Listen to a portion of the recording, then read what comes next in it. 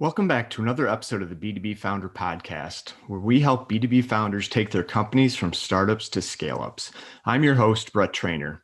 Today, I'm excited to bring back Tim Caito for our 100th episode. Tim was actually guest number one on the podcast back in June of 2019. Tim is a senior partner at Force Management and has over 40 years of experience in sales, sales management, professional development, professional and business consulting. I can go on and on. But really, he's a go-to leader in the areas helping companies of all sizes really articulate their value drivers and differentiation. And this has never been more important, especially as a startup, and helping them use that as a competitive advantage. In this episode, a couple of the topics we discuss are selling into your network is very different than selling outside of your network. And we talk about this one all the time on the podcast, and how to make that transition, how to approach the new digital first world. The pandemic has basically, forced the acceleration of digital first, in some cases digital only. So how can founders take advantage of that? Differentiation, experience have to be the core offering and messaging, and we'll get into the details on how to think about that and how to do that, plus a whole lot more. If you're serious about growing your business, then this episode with Tim is a must listen. He brings, like I said, decades of experience on both the buyer side and sales side, plus he's spent the last 10 to 15 years, I believe, working with high growth SaaS companies. So he's been there, he's done it, he's seen it, and he's been super successful. So I think you'll get a lot of value out of this episode. So enjoy, and now on to the episode.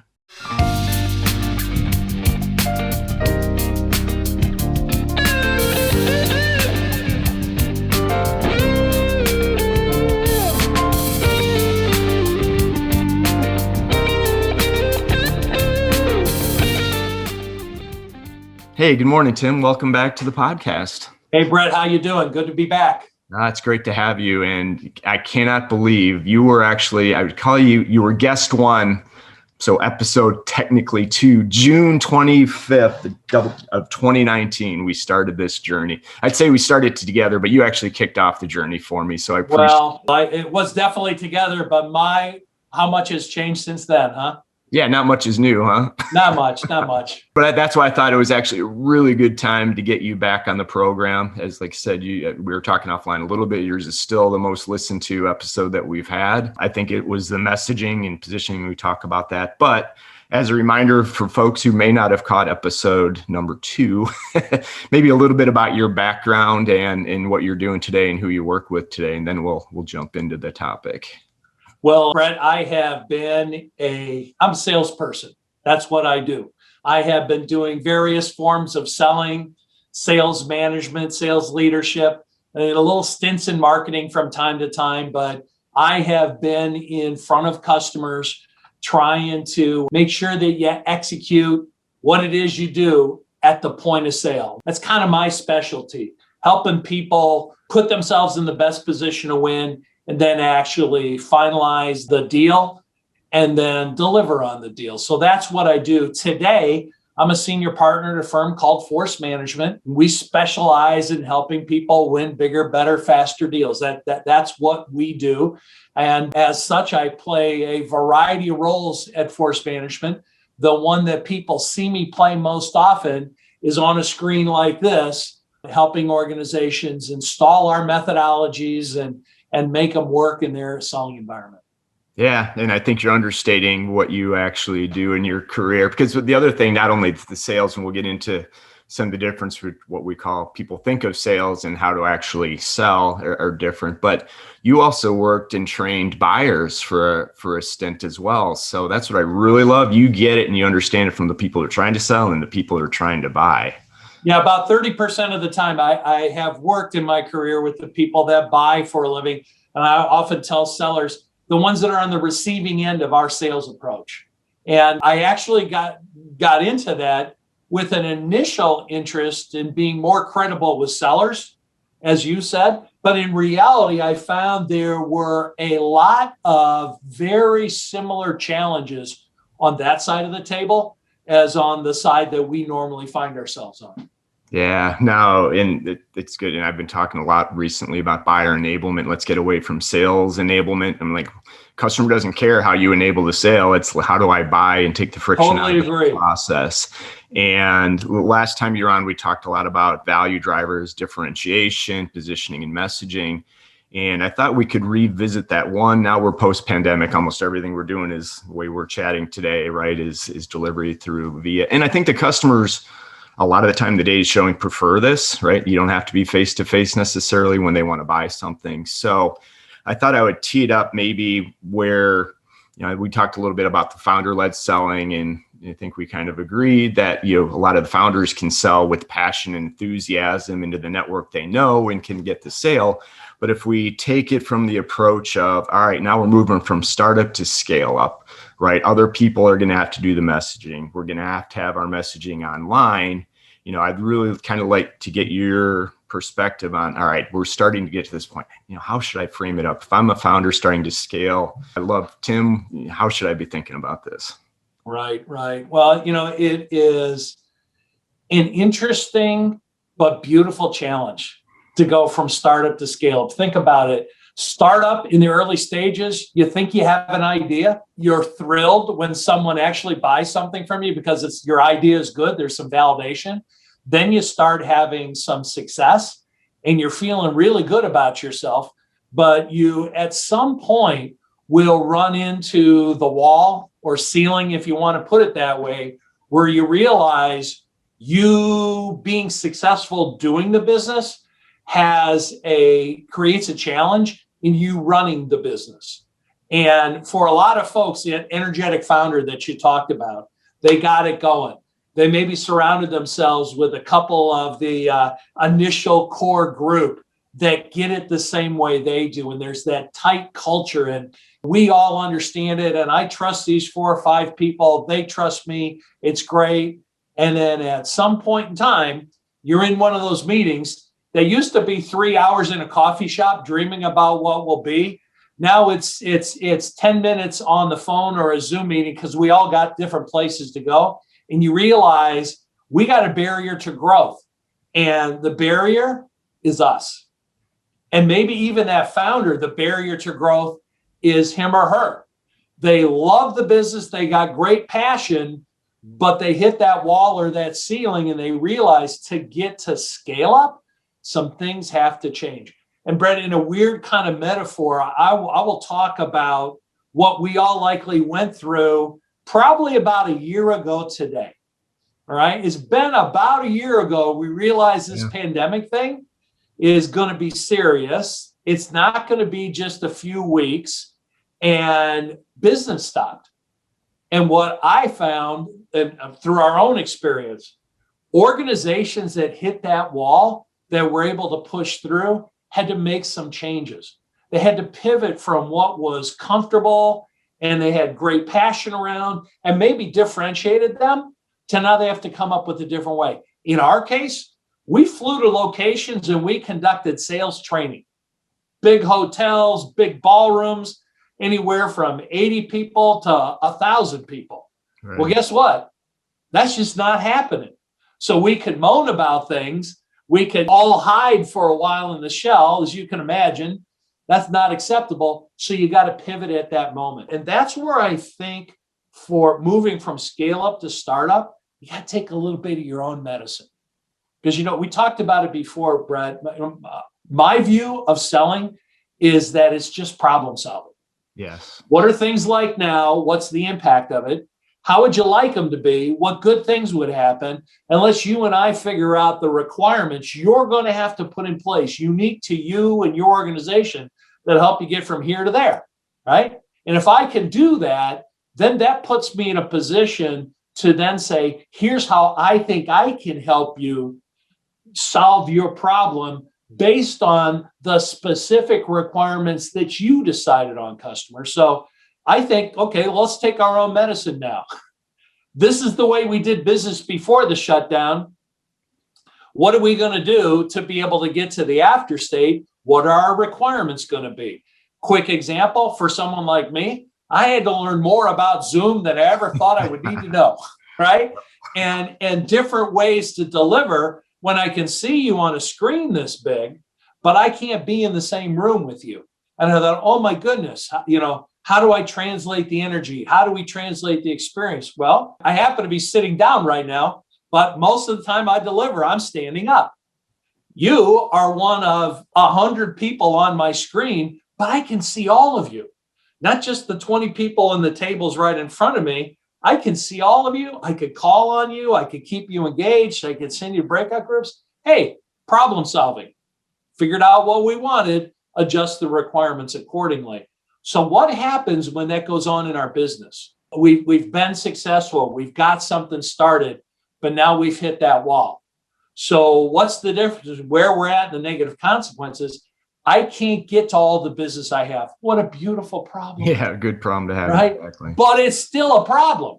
And in fact, if that problem exists too long, I maintain it'll have an impact on the success you're currently having, right? Up till that, in that startup, you're establishing a brand.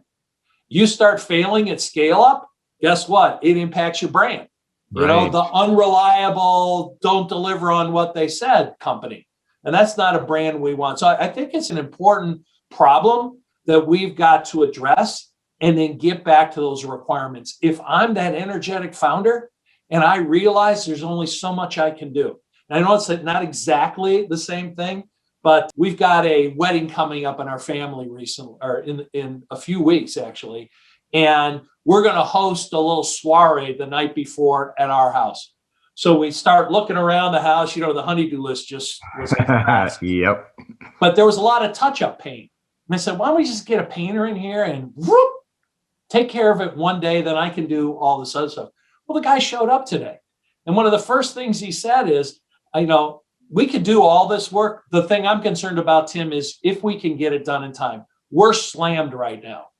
I'm like, well, that's my number one requirement is getting this done. So we don't even have to talk anymore. You know, I thought we were done. And then the guy said, well, there's a lot of that going on right now, but I understand you got this event. So what I'd like to do is walk through here and get a sense of what you want to get done. And if it's okay with you, I'll give you an idea of if you can be the priority, we could talk about where's that line that I can get stuff done and then beyond. And, you know, he was pretty smart, Brett, because I had some must-haves and some nice-to-haves. Yeah. And so we went back and forth, you know, and I'll tell you more about this experience. And while it was B to C, it basically was a B2B kind of conversation. I could have been a business. Sure. Getting ready for a grand opening, but the way he dealt with it was actually really good. But he told me I had to pivot. He said, I'm the owner. This was at 8:30 this morning. He said, you're my third call. What's one of the changes he had to make? Well, I'll own my own business. I could get in when I want to. Well, not anymore. When is it convenient for you? And he said, I'm going all day. And what I realized is I had to set up systems that allowed the business to run when I was out selling. And he said, the initial thought was maybe I should get a salesperson to do this for me.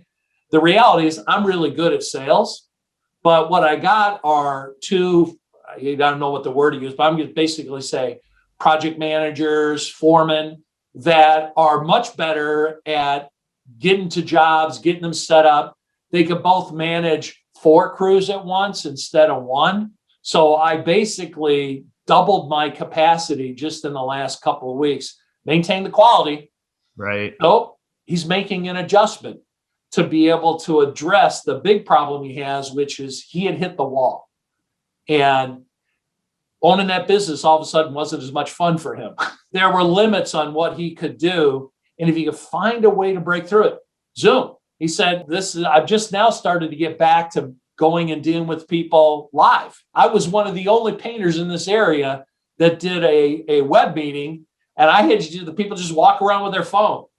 Show me the project. Let's talk. And he said, I never would have believed you could have done quotes virtually. Yeah, and people probably are not going to want to go back once it's there if you can do that. And there's so much good that we can unpack from that. So there's some kind of a micro and a macro. From the micro, that point that you made about understanding what the customer's priority is such a big deal. I know that's probably getting more into negotiation a little bit, but I think too often we get at an individual level of what's important to us and maybe not the buyer. And you're right, even though you want the quality of the paint, you want it to look great, all these other things, but your number one requirement was timing. And I think way too often we get that wrong in the sense of we're trying to force our priorities on what the customer wants. And it could be a super simple, maybe this isn't simple, but just to way to frame that. But I do want to go back to kind of the thing you talked about, the ceiling. And it's interesting because since we've chatted on the podcast, I've had quite a few founders that have actually gone through that process and are now what I would call high growth companies. So they hit the 1, they hit the 10, and almost every one of them hit that plateau. And what I try to dig into is like, why, right? Why was the $1 million arbitrary? What was about that number? And to a person, it was, that's when they ran out of their own network, right? They were successful in selling to their network. The longer they'd been in business, the more people they know, the bigger the business got. But at some point, you got to reach people that you don't know. And whether it's cold calling or digital, we can get into that. But some of them figured out, but most of them don't. And I thought maybe that would be a good jumping off point to say, hey, you got a good product. You figured out why people are buying it. How the hell do I reach people that I don't know and drive, kind of that business? So that makes sense. Absolutely, because it is the version, and maybe it's the biggest challenge for founders. And I've started my own business as well. And I know this one firsthand, but I've worked for 40 years with people that have started their own business. And I've walked away with 2 realizations. Realization number 1, there is something called crazy founder syndrome. Right?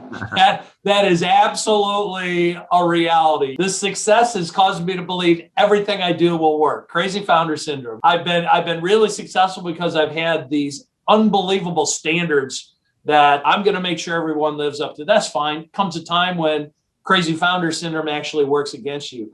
The second thing I know is true is we've got to be able to stare that person in the mirror and say, you're the problem. You've been the asset. Right now, you are part of the problem, if not the main cause of the problem. And I want to focus on that second part for a minute, because when you think about it, I know on the last time we talked, I talked about the growth curve. In startup phase, you're just trying to figure out the pattern of success. Then you get partway through that and you realize, wow, when I do these 6 things, it works. So now what I do to grow my business, I just make sure everybody's focused on those 6 things. I put process around it. I maybe put systems or technology or people. I get everything aligned on those 6 things. And Brett, maybe one of those things is I call on my network. They know me. They trust me. Why I do these 6 things with people that know me, it works. Then I get to that wall, right? And when I start to realize maybe those 6 things, there's 2 of those that are still really, really relevant. But there's 4 of those, the way I say we have to do it with people that already know us, are actually getting in the way. And so you go from figure out the pattern, repeat the pattern, to now the most difficult thing to go from startup to scale up. I got to change the pattern. I've got to be willing to do something different. Is it projects are going to go on without me being the one leading them? Is it I have to be able to trust my team to take it from here? Is it I bring in technology to help us? Is it I consider the needs of a different market that I'm trying to target? I don't know what that thing is, but the hardest thing you will ever do as a founder is to admit that what got you here is going to block you from going where you want to be. And that is at one level extremely practical, but at a bigger level is really emotional, especially for those people that have that great passion. Now, what happens? Some organizations, some founders look at that and they say, actually, this is what I want. It's as much a lifestyle business, I think we use that phrase, as it is a business. But a whole lot of others say, I got to make a change. And I believe, being a child of the 60s, there's a thing called the cosmos. And when a change needs to occur, you either lean into it, make the change, or if you stall, the cosmos will send you increasingly more stringent messages that it's, wow, this is making me crazy. All right, I should change it at some point. Then you get to, this is not only making me crazy, it's making my spouse and my family crazy. and my employee's crazy. I better change something. At some point you get to, if you don't make the change, I'm now losing business. This thing I've built, I'm losing money. The messages just start increasing. So I say, why not accept it and lean into that change?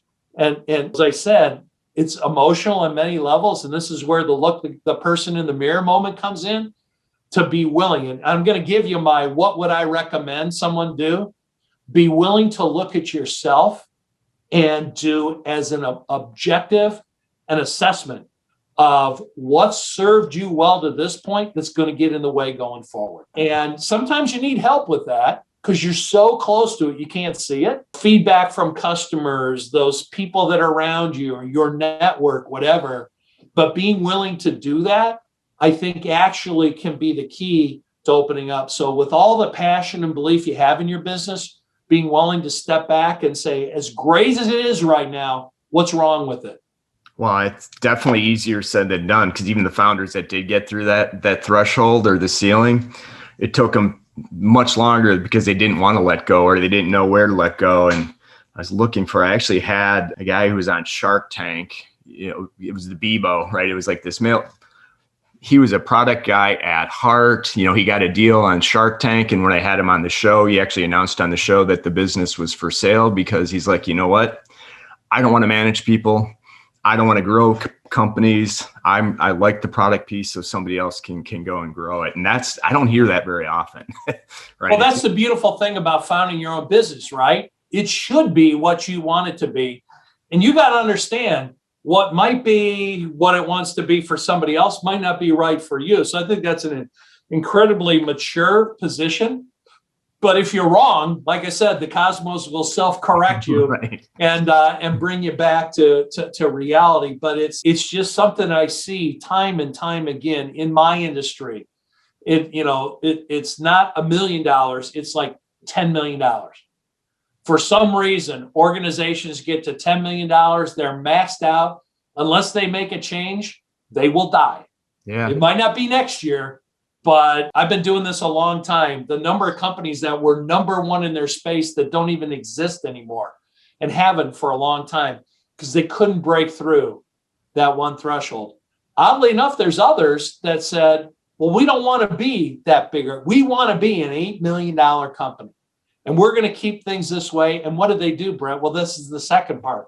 Once you figure out what that is, then you got to find a way to make that different and special. And use that as your opportunity.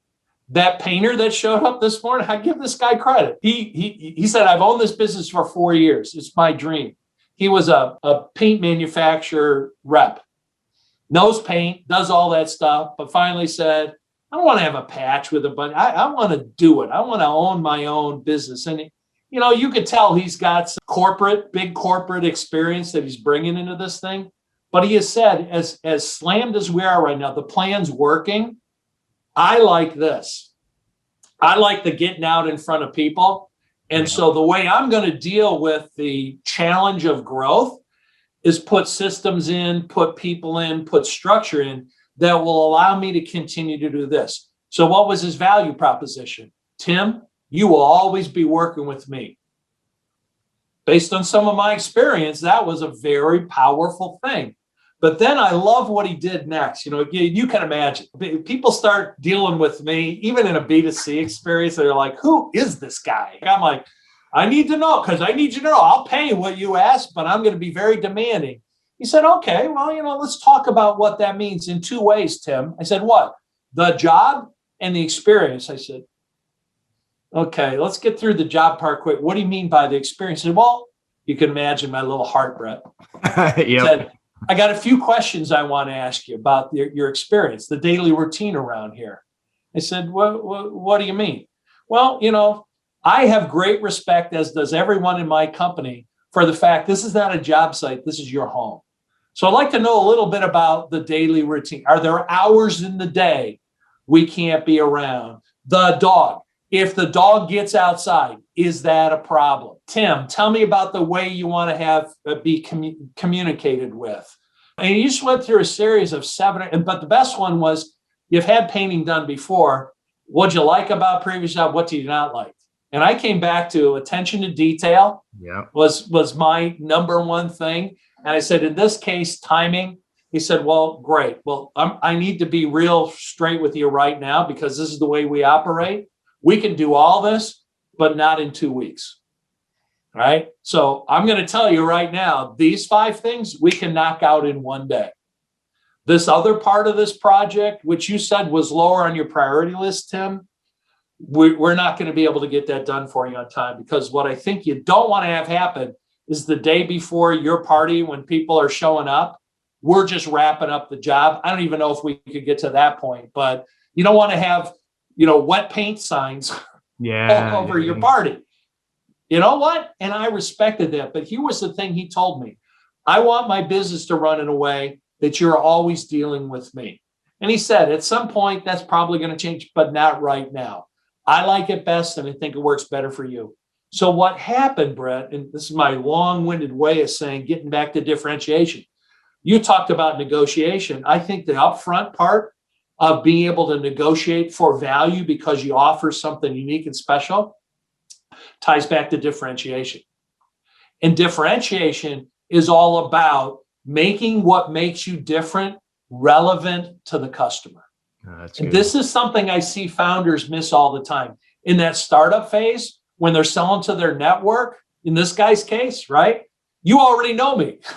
Right. That's what makes me special. Okay. So therefore, very relevant to his customers. When he started broadening his customer base, they didn't know him from anybody else. One of 87 painters listed on the Angie's list or whatever. So what will make you special? Through his questions, what he did, he said, I'm as much about the experience as the painting. And I'm going to ask you questions about the experience. Now, imagine me, I say, I pay attention to detail. The fact that he was asking me these questions, what faucet outside would you prefer we cleaned up our brushes? Are you kidding me? The one right in the front of your house where everybody sees when they come up? Or maybe this one over on the side? A little less convenient for us, but a little more out. I mean, just things like that. This guy's paying attention to detail. But what he did, he made his approach. I'm the founder. I'm going to be the one you deal with. And here's why it's important. I'm going to find out what you say is important. And that's when I'm going to make sure we deliver on the job. Made his differentiation relevant to me, right? I didn't know him before. He didn't know me before. Right. But in about the span of about a half an hour, what I believed is this guy is special, which is what he found a way to do to emulate. His network already knew he was special. But what about a stranger? What about someone that doesn't know him? He found a way to do that. So to me, in startup, it's knowing what makes you different and advertising that and delivering on it. Yeah. In scale up, you got to find a way to make what's different about you relevant to a broader audience. That's the step people miss. It's like, I'll stop for just a second, but always love that. Do you ever see that movie Elf with the guy that, right? And he runs in that one restaurant that has a sign, world's best cup of coffee. He's like, congratulations. Right. And they're like, what are you talking about? It's just a sign. But how many folks in the B2B environment with their differentiators have some version on their website of world's best cup of coffee? Yeah. Best features, best benefits. We do accounting better than anyone, painting, whatever it is that we do. IT security, we're safe. It's like, well, world's best cup of coffee. Right. Who says, and why does that even matter to me? Right. You're telling me you help me with security. I already know I need security. What is it about your approach to security that makes you relevant to me? And, Right. and I think that's the step when you go to startup to scale up that a lot of people miss. Well, all this stuff made me unique and different before. I just had to talk about it. Well, guess what? Now you're going to a different or broader audience. You got to find a way in your process to make what makes you different relevant to that broader audience. If you could do that, that serves many masters. Marketing, it serves the customer experience. As you said, it serves value-based pricing as opposed to cost-based pricing. So there's a lot that goes with that. And I do want to kind of dig into how do I, as a founder, start to get the other folks on the team educate if there's some tips and tactics that we could use without giving away all of your secrets, of course. But the one thing that you mentioned, and I still don't see anybody, or that's not fair, enough folks, especially in the B2B space, that don't understand the ripple effect of what that guy did on the sales front, right? He connected with you, he differentiated, assuming they deliver on the promise that he made you that, hey, we'll get these things done. One, you're not going to care as much about price, but guess what? You're going to tell 10, 15, 20 other people about the experience you had with this company. And that's your pre-sale process, is your sales process from future, instead of just cold calling and reaching out. It's still surprising me to this day. And I know you work with a number of really high growth companies that probably don't leverage it as well as they should either, with getting your customers to share the good news, right, with other folks and save you the trouble of trying to convince them that you are better and have the world's best cup of coffee, right? There's just so many positive benefits if you can do this up front, that just self-fulfilling, right? It's just going to keep perpetuating. Yeah, Brett, about 20% of our customers right now are folks that are in that process. They've got their second round of funding. They're moving from startup to scale up. They got big plans. And where we come in is help them figure what that stuff is. What are your differentiators and why would that be relevant to your target market? And it actually ends up being almost an exercise of reverse engineer and forward engineer. Okay. The reverse engineer is what makes you special. In this guy's case, it was the experience. And he wanted to make sure we knew that. So what did he do? He reverse engineered from the experience back to the discovery. I'm going to ask this customer questions that will cause them to realize there are some other things. The experience does matter to me. It is my home. In my case, the dog's going to be more in your way because she wants love than running away. But I appreciate that you thought about that. I appreciate that you thought about what time of day. I do this. This is my office in my home. Some of the places I want to work on are right on the other side of the door. I said, there's going to be times. See this little sign that says, please be quiet, recording? You got to honor that. And he's writing all this stuff down. So one level is reverse engineering. The second level is forward engineering. How do I make sure, now that I've established that differentiator, how do I make sure everybody on the team gets it? In his case, he's over-rotated on that project manager, foreman kind of job to make sure he's communicating. He said, I don't go find day laborers to do the painting jobs. I have people that we've trained, we've worked on. Let me walk you through that process. So he made sure that he helped me understand what makes his stuff different. And then he made sure he's operationalized those differentiators into the way he operates. In today's world, no matter what you say, Tim, we're going to wear masks. I said, well, my wife and I have been vaccinated. Yeehaw, okay. Yeah, but we're still going to wear masks. We're going to put the footy things on our shoes. But here's what we'll do about cleaning. I mean, all these kind of things that you say, I'm sure he's going to deliver on that. I am too. But here's the bigger thing. He's the only one that's going to get a chance to deliver on it. Right. Because up front, he made me realize this is the right guy. And while you're right, I'm willing to pay for that value. There is a person in the decision-making process that cares about the money, right? I said, hey, honey, here's what the guy quoted me this morning. And she said, wow, that's more than I expected. Now imagine that moment in a B2B environment, right? Yep. The people you're working with love what you're saying, think you're a great fit for them. They say, how much? They say, I think that's doable, a little bit of a stretch. Then they got to turn around and go talk to their founder, their owner, their C-level person that's going to say, wow, that's a lot. And what I want to know is, in the sales side, what have you done before that moment to get your person ready for that moment, to be your advocate? In my case, I said, honey, let me tell you what this guy will do and what is in his process. And she said, well, okay, that stuff matters. I said, by the way, I think he can guarantee me these 4 things will be done in the next week. She's like, well, okay, I needed that guarantee. Right now, what mattered to me was different for her, but the guy in his process actually covered what we in our business, We call it the collective yes.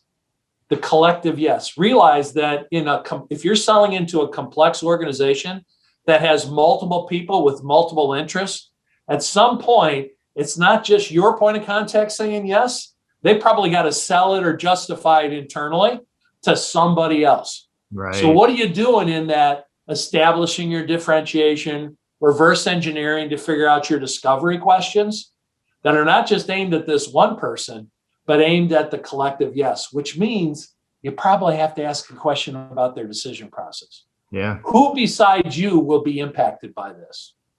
What if they were in the room right now, what would they say are their top priorities? What are their requirements? And weave that in. Now, all of a sudden, guess what? I'm enabling myself to scale because I don't have to go back to a deal that got stalled. Right. Yeah. And it just extends the sales cycle. And you mentioned complex. I think it's just even in some simple sales, it's not transaction based, because you're usually going to have a user, a buyer, and an approver at minimum, usually at any size organization, unless you're startup to startup, and then you're probably bartering anyway. Right, exactly. But I think that's a tough concept for folks just getting into the business world for the first time. That, well, if I'm selling direct to consumer, you still got to do, like to your point, you may have somebody approver, a spouse, or somebody else that's going to be a part of it. But for the most part, it's one-to-one. And here you've got to think about it, your value, the differentiation. And the value is going to be different for each of those folks, right? The CFO or the approver is like, mitigate the risk. I just don't want any risk with this purchase. The user's like, man, this tool sucks. Why did you buy this for me? And so, yeah, again, overly simplifying what you said, but yeah, at minimum, you're going to have three people usually that are going to, and even if it's the same person, may have to sell slightly different to answer and satisfy those questions. So we don't want to make this sound. I mean, this is the classic that we deal with our founders that are moving from startup to scale up. Here, I'm going to paraphrase what almost all of them believe in their heart. When I show up and talk, everybody buys. They always buy. They get my passion, they get my level of depth, and they think, well, that should be good enough. I can't get to every place now, so I'm just going to train someone to do it exactly the way I do it. And what ends up happening is they realize they leave, and then there's that group of people that has to figure out how to sell it internally. Right. There's that group or deliver on it. Yeah, right. And all of a sudden, you get to what I call the worst deal in the world for someone that's in scale. I think at any point, a big opportunity that's stalled. It's so big I can't ignore it, but it's requiring so much resources, time to develop it. I start wondering, is it really worth it? Not only the amount of time, but the opportunity costs on others. So I say, hey, get this part of your upfront discovery process. Establish what matters to them. I think we all understand that. Understand how to make your differentiation relevant to them. I didn't know I had to care about which faucet the guy's going to clean his paintbrushes at, but now I do. Right. If anyone showed up here, I got a neighbor that's always, you have those neighbors that always has a guy. I got a guy. I got a guy for this. And this guy's cheap. That's my neighbor's standard. Cheap. I go, well, cheap. I got to run around cleaning up after them. And by the time they get done, I got like 2 days to get ready for it. No. That's not my standard. And so you have to find a way to make it relevant to this person and recognize as a founder, what's been relevant to your network might not be relevant to your target market. So that's the upfront part. But I think it sets up everything after that. Make what you do that's different, relevant to a broader audience. And I think the key to that is discovery.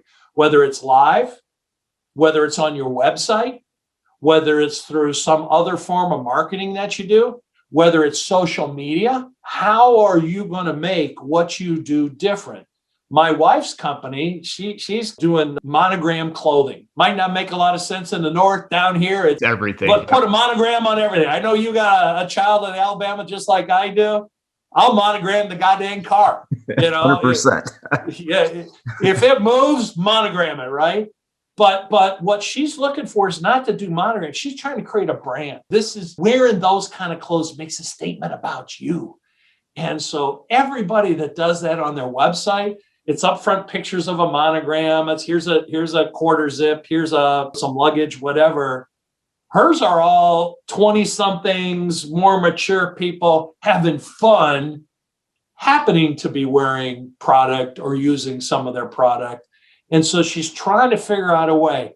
At the beginning of a startup, go to the friends. Everybody in the family is like monogram. God forbid you have a baby, because that baby is going to be monogram, diapers, you name it, right? But to grow that business, she's got to get beyond that. And what she's realized is knowing us and trying this stuff out, and hey, it's better than I thought. She needed to get a different message out there. She looked at her competitors, and they're all about the stitch count and the patterns and all that. She said, the brand is wide open for this to be about fun. Even in her marketing, it's sassy and classy. And she knows she's going for a niche, but she's translated that branding into her website, her merchandising, and she's even enabled social to find, hey, user-generated content. Shoot me your pictures of you having fun, going on your plane with your cool monogram back, whatever. That's just an example of operationalizing that differentiation into the way you appeal to a different market. Yeah, and it comes back full circle to say how you executed, and now customers are using your product and showing and telling other people that they're excited to be using your product without it being a pitch. And I do want to be respectful of your time, but I do want to touch on one other area that you just beautifully transitioned us into is, I would say, the old days of B2B. You could cover a lot of ground with cold calling and just pure brute strength and numbers. But with digital first, we're finally there, and I don't think we're ever going back, right? What that founder or the paint company could sell in discovery, what do they need to do digitally to even get to the point to have that conversation? Because most of the time they're going to look at reviews if it's a painting company, but even in the B2B world, there's going to be other people that are talking about. So leave us with some knowledge on how do we start to translate real quick that? On that. And this is where my work with people that buy for a living starts to come into play. Okay. First thing is to recognize everyone's standard has been raised significantly in the last year. And it's been going this way for a long time. Back in the 70s, when I learned selling, you know what they told me? The big question they asked the senior level most part, what keeps you up at night? Oh, yes. You ask that today, people are like, seriously? Have you been like frozen in a glacier for the past 40 years? It happens on LinkedIn though. Yeah, well, maybe it does, right? I'll tell you, I get every single day 50 emails. Hey, found you. Would love an opportunity to talk to you about what we do and see how that might help you. Dude, do your home. First of all, most of them I get are use us to help you drive more leads. And I said, if you do that well, you would not be targeting me. So you're gone. Expectations way higher. All right. Target that differentiation that you have. And I believe whether it's web, whether it's digital, whether it's outreach, have the focus be on a set of questions or an issue that's really relevant and topical right now. All right. Look what doctors did with telemed. Yeah. Right. I don't know about you. The last thing I thought I'd ever do was talk to a doctor on Zoom and they'd tell me what's going on. But the reality is when I looked at my alternative, this was the best way. And I found I could get a lot done with that. Yeah. And all of a sudden things changed. And so when you tie it back to what to look for in the experience, expectations are much higher. I expect you to know something about me and make the first 30 seconds relevant to something that I care about or believe I care about. If the world has changed in my space, start with that. What others that do what you do have found, Tim, is boom. Or if I live in a regulated environment, something's changing out there that you need to pay attention to. Or I know one of your biggest competitors just got breached.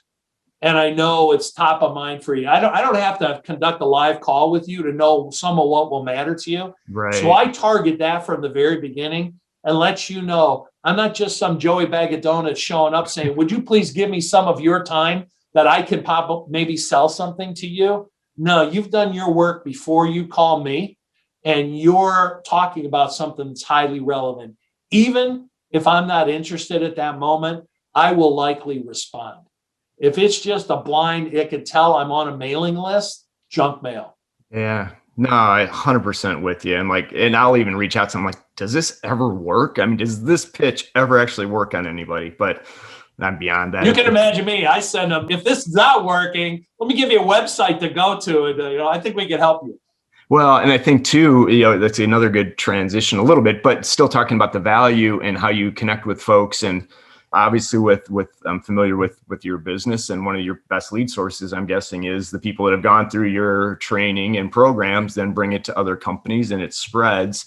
And then now with content, right? You're coming on this podcast, but you guys are also really big with the content and solving problems and adding value. So people are starting to get connected, may not know they have a problem at the point in time, but guess what?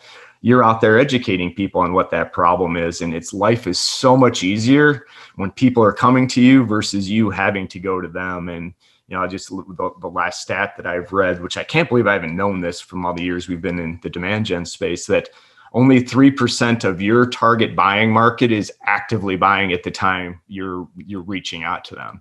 So if you're using 100% outbound sales to try to connect with that 3%, really expensive, probably not very efficient. So like I said, I think you guys were a little ahead of your time with the value-based prop that you had across the board, but digital now is, like, to your point, is helping you guys more than hurting, because people are now trusting and looking for that content. Well, and that's the last part of digital, is have all the pieces connect together. It used to be I could have a business development rep out pounding with one message. And maybe I could get away with having my website say something else. And I could have social featuring something else. I've got the opportunity now to bring that all together with a consistent aligned message. And if that's what I'm going to establish my brand around, great. For us, it's selling effectiveness. And so you look at our podcast, you look at what we do with social, you look at what we do in marketing on our website. It's all around that thing. And our general theme is your numbers, your quotas haven't gone down. Right. Right. So you better find some ways to be able to be effective in this environment. And you could spin it from there. But I think that's just such a really important concept in today's world, where my expectations are. I have really high expectations. I'm going to get one consistent message from you, and it's going to be relevant to me. Because old school, Brett, that you talked about, was if only 3% are buying at any given time. What I'm going to do, that means if we call 100 customers today, only 3 of them are going to be actively buying. So if I get 5 BDRs to make 100 calls each today, I can get, by calling on 500 customers, I can get 15 that are possibly buying today. And so it's a volume kind of thing, which actually is a self-fulfilling prophecy. Right. To get to those 100, I have to be so generic. It's just about getting dials and contacts. The quality is nowhere. What do you find? I know it defies logic, right? But you know this, you've run those kind of organizations before. What if I had to make 30 dials, but I had them take 1 hour and target a market and figure out the right things that are focused on that market? And that's where we start on. And what if I ended up getting 4 people, 30 calls to get 4 people that are buying today? 100%. Look what I've just raised my number to 20, and I'm doing a third of the activity, but it's a more targeted focus activity. And that's maybe the biggest example to kind of wrap this up, of a founder being willing to look themselves in the mirror and say, what got me here before? Sheer volume is not going to get me where I need to go going forward. Am I willing to make those adjustments? Those that do usually thrive. Those that don't have a lot of challenges. Yeah, they may power their way through, but the stats say most of them won't. So this is the way you're going to do it: automate and carry that message. Because you're right. I think there's no quicker way to lose credibility that, hey, you and Tim and I just had a good conversation. Man, I really liked what he was saying. Or let's use the paint company. Great conversation. I go to the website and it's like a 1980s picture. The quality looks crap. It just completely disconnected that message for me. And he's going to have to work really hard to get that credibility back. Or if on the flip side, the website looks good, then I talk to you and you have no idea what you're talking about, or you lost most of the time. Well, my neighbor up the street, when I've called on guys, his guys show up in a beat up old truck. They got some tobacco going, and they walk right. Yeah, it's going to be about $1,000. This guy's got an iPad. He's taking pictures. Got a proposal right there. Does this look good to you, Tim? If it reflects what we said, sign here. We're going to get this. I'm going to go. We'll have a time for you in the next half hour. As we've been talking, an email came through. I love that the guy that has a guy, right? Maybe it's cheap, but I like this because I know if I want to make adjustments, we can now do it electronically at my convenience instead of that guy having to show up and say, I don't know if I could do that. Yeah. And then you love it. I got to give you one story because you'll really appreciate this. So there was actually a guy kind of going door to door in the neighborhood talking about, new roofs. The neighborhood's 25 years old. So you're getting there, but there was some hail damage that had gone through. And basically, I said, I'm not in the market. I don't want to put a new roof on the house. I think it's fine. But he's like, oh, by the way, I worked with your neighbor down there. We got it through insurance. It was 100%. And basically, a long story short, he's now replaced roofs on probably 15 of the houses in these 34 of the neighborhood. And what he wasn't selling is the roof. He's like, look, there's other people that do roofs. We do a good quality job with our roofs, but we work with the insurance to make sure that process is easy. We get it through without any issues. And he got 4 referrals from me after coming through and managing that aspect of the process. And then my neighbor who went with a different company got stuck in insurance. They couldn't get it. The guy used a drone to go look at the roof. The insurance company said no. So long story short, his value wasn't about the roof, which is still important, but it was like, man, we can help you get this through the insurance. Yep. This is what we do. This is what I do. I'm like, I even approached him like, man, you should set up a company outside of this that just manages working through it. But it was just, he found a different way to do it. Again, I'm still not a huge fan of the door to door, and I probably wouldn't have, but it was one of my other neighbors that actually had done it, and it just, the word of mouth started spreading. And so crazy. All right, Tim. So I think last time you did this, I think I started the podcast, I was asking like 10 questions at the end. Now I've got it drilled down to one. And that is, what is one thing you, Tim Caito, would highly recommend? It could be professional, personal, what's top of mind for you? I referenced it before, Brett, but I think this spans both business and personal. And that to me is one of the biggest characteristics of people that are successful by their standards, is that willingness to look yourself in the mirror and say, what can I do to take what's really served me well and be willing to make adjustments to it? I just think you've got kids, I got kids, trying to help them learn. 2 of mine are at the early stages of their career. I got one that's been out in the marketplace, calling on car dealerships right now on behalf of a software company that sells a platform for running a dealership. But I've said, great, you've been at this now about not quite a year. 2 things: what's working well, what's still a challenge. And then he is, of course, having been in the car with me forever, he knows where they're going. So what are you going to do on those things you want to change? But I flipped him on it. I said, what are the things that are working really well do you think you need to change? He said, well, wait a minute, that's a trick question. That's working really well for me. Yeah, it is now. How many times when you walked in that dealership for the first time, you say, I'm here, I'm new, I'm just trying to introduce myself, get to know you? He said, everyone. How many times do you get to say that? Once. Yeah. Right? You show up the second time and say, I'm just trying to get to know you. If I'm a dealer, I'm saying, wasn't that last time? Right. Yeah. Good point. But seriously, I've been a customer of your companies for 20 years. And you don't know that about me already? I expect you to show up with some information, with some insight. And he said, those rare moments, Brett, he said, that's actually a pretty good idea. I like, stop the car. Wait a minute. I succeeded. I all of a sudden got smart again. So that's my recommendation, is be willing to look at what's worked well and challenge it. Yeah, it's such good advice. I mean, I've been found that, like I said, when we started this podcast, I thought I knew everything there was about B2B and go to market and smart people like you, but 100 episodes later and working more in the startup world, there's a lot of things that are working now that wouldn't have worked 5 years ago, definitely not 10 years ago. And you have to have that open mind to challenge what's working, what's not working. The world's changing. So how do you stay? So I think that's really, really like, that's like, you probably figured out that spec of the first guy, I clearly could do better. You found 99 others. Right.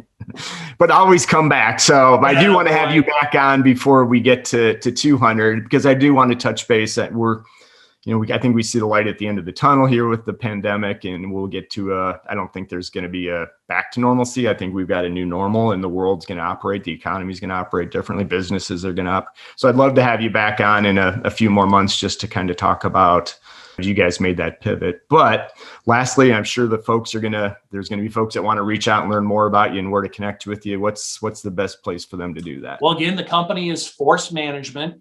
Our website, forcemanagement.com, right? The best way to find us, all the resource. I mean, I told you, there's a lot on there from a blog standpoint, white papers, topical areas, things we do.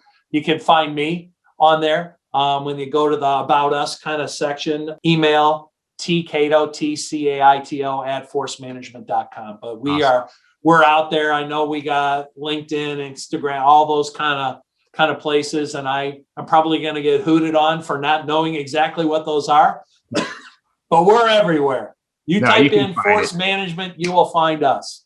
Yeah, highly recommend you check out their content, because again, as we talked, we covered quite a bit of ground, but there's some details, some tools. Tim is one of the best in the industry at doing this. In 40 years, that's hard to believe. I've been 30 years. And I'm probably being a little generous there. It's probably been a little bit more than that, but we won't go there. I'll give you a tease for next time we talk. Okay, coming out of this time period, it's not that selling's changed, it's that buying has changed. And we need to adjust the selling we do to that. So we'll talk about that next time. That's awesome. Tim, I always appreciate it. Good chatting with you. Roll Tide. Roll Tide. Who else baby. We got? Michigan still alive? Go Blue. Got to throw my Go Blue in there too. So, and believe it or not, it's not even football season when we're talking about those two programs. Yeah, no, it's a bizarro world. There's more examples. Yeah, awesome, Tim. Thank you very much. Great chatting with you. We'll catch up with you in the near future. See you then. All right. Bye all.